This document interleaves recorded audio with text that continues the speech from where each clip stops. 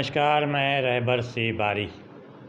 समय बदल रहा है, वक्त बदल रहा है, मौसम बदल रहा है। इन सब के बदलने के बीच में राजनीति भी बदल रही है।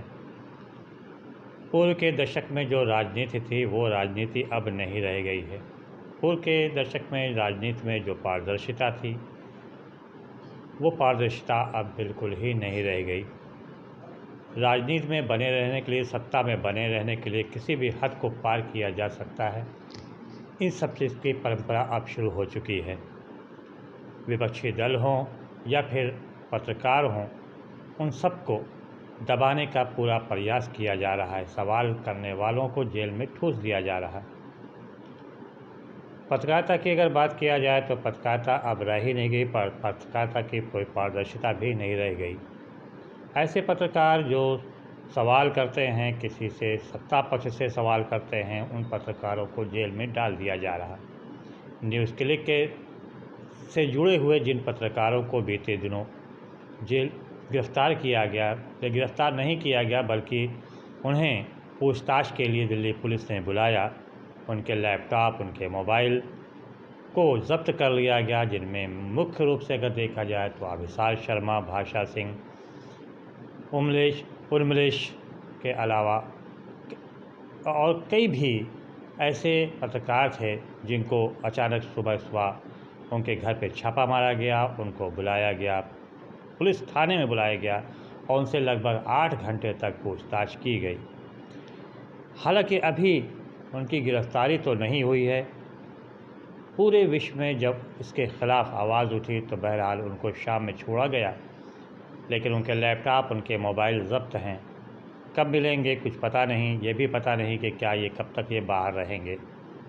6 महीने में कई तरह के चुनाव होने हैं। तेलंगाना, मध्य प्रदेश, राजस्थान और छत्तीसगढ़ में जहां विधानसभा का चुनाव होना है तो वहीं लोकसभा का चुनाव भी सर पर है।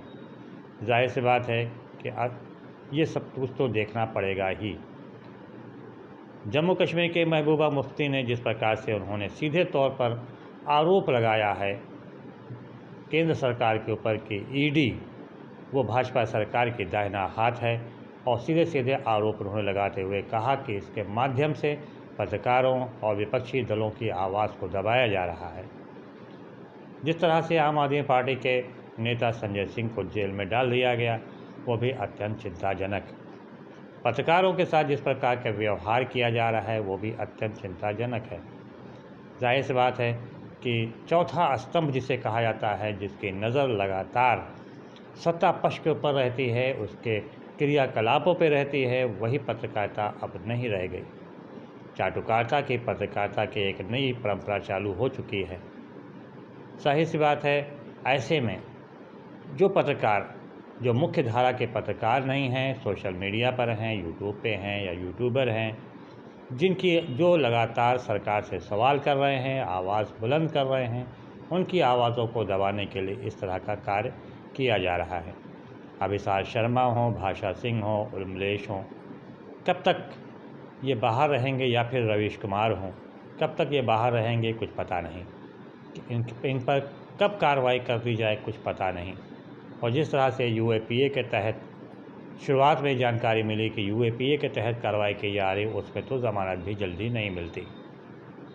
लेकिन तारीफ़ करनी होगी अभिसार शर्मा के, जिन्होंने 8 घंटे की कड़ी पूछताछ के बाद भी जब वो वापस घर आए तो उन्होंने उसी लहजे में फिर सवाल करना शुरू कर दिया जिस लहजे में वो बातें इसके पहले किया करते थे। वहीं दूसरी तरफ बात किया जाए साक्षी जोशी का, तो उन्होंने भी इसका जमकर विरोध किया। या रवीश कुमार हों, या फिर अजीत अंजुम हों, या फिर प्रसून वाजपेयी हों, सभी ने मुखालफत किया। सवाल यहाँ पे यह आता है कि जिस प्रकार की पत्रकारिता है, उस प्रकार की पत्रकारिता को देखते हुए जो हज़ारों युवा पत्रकारिता जगत में की पढ़ाई कर रहे हैं और आगामी दिनों में पत्रकार बनने वाले हैं, उनमें भी ये आशंका पैदा हो गई है कि वो जो पत्रकारिता का पाठ पढ़ रहे हैं, क्या वो वास्तव में पत्रकार बन सकेंगे।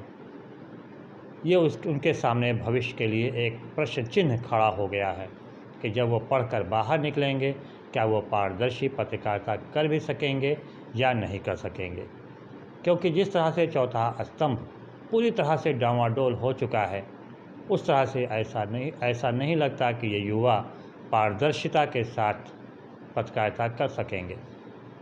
एक दिन पहले यानी बुधवार को प्रेस के अलग अलग संगठनों ने CGI को एक पत्र भेजा। वो पत्र तो काफ़ी बड़ा है, लेकिन सारांश में उसमें कहा गया है कि अब आप ही एक आखिरी उम्मीद हैं और आप ही अब इस लोकतंत्र को बचा सकते हैं और लोकतंत्र के चौथे स्तंभ को, जो कि पत्रकारिता है, इसको भी बचा सकते हैं।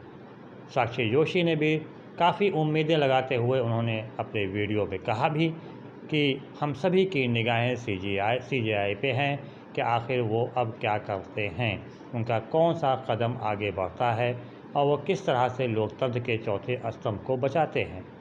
फ़िलहाल पत्रकारिता जगत से जुड़े हैं सभी लोगों की निगाहें जो हैं CGI पे है और अब उनके ऊपर ये निगाह इसलिए भी है क्योंकि उन्होंने बीते दिनों कई ऐसे महत्वपूर्ण फैसले दिए जो सरकार के लिए काफ़ी परेशान कुन रहे। बहरहाल आने वाला ये समय बताएगा कि आखिर पत्रकारिता जगत अभी और कितने मोड़ पर से होकर गुजरता है। राजनीतिक उथल पुथल को देखा जाए तो राजनीतिक उथल पुथल भी काफ़ी तेज़ी के साथ चल रही। राजस्थान हो, तेलंगाना हो, मध्य प्रदेश हो या छत्तीसगढ़ हो, सभी स्थानों पर कांग्रेस का वर्चस्व तेज़ी के साथ जहां बढ़ रहा वहां भारतीय जनता पार्टी पीछे हट रही, उसका ग्राफ गिर रहा है। ऐसे में साम दान दंड भेद सभी तरह के चीज़ों को अपनाया जाने का प्रयास किया जा रहा। अब ये प्रयास कितना सफल होता है ये तो आने वाला वक्त ही बताएगा। चिंता का विषय सिर्फ और नहीं है, बल्कि चिंता का विषय तो सिर्फ इतना ही है कि पत्रकारिता जगत जो कि काफ़ी हद तक गर्त में जा चुका है, वो पत्रकारिता जगत कब और किस समय एक बार फिर से उसी ऊंचाई पर पहुंचेगा जिस ऊंचाई पर ये पहले था और लगातार सत्ता के पर निगाह रख रहा था और सत्ता के क्रियाकलापों पर टीका टिप्पणी कर रहा था। बहरहाल मौजूदा वक्त में ऐसा कुछ भी नहीं है। हर सवाल करने वाले का मुंह बंद कराने के लिए कुछ भी किया जा सकता है। रहबर सिवारी, नमस्कार, जय हिंद, जय भारत।